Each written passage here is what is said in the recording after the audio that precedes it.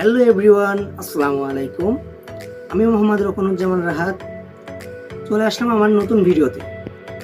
আজকে আমরা আপনাদের সাথে শেয়ার করতে যাচ্ছি যে একটি ফেসবুক পেজ খোলার পরে কিভাবে সেটি সঠিক নিয়মে সেট আপ করতে হয়।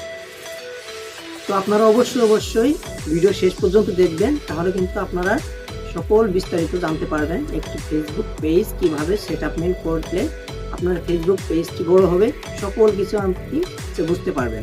আপনি যদি আমার চ্যানেলে নতুন হয়ে থাকেন তাহলে অবশ্যই আমার চ্যানেলটি সাবস্ক্রাইব করে দিবেন এবং পাশে থাকা বেল বাটনটি ক্লিক করে অল বাটনটি প্রেস করে দিবেন, যাতে পরবর্তীতে এরকম আরও ইন্টারেস্টিং ভিডিও আপনি কিন্তু সাথে পেয়ে যেতে পারেন।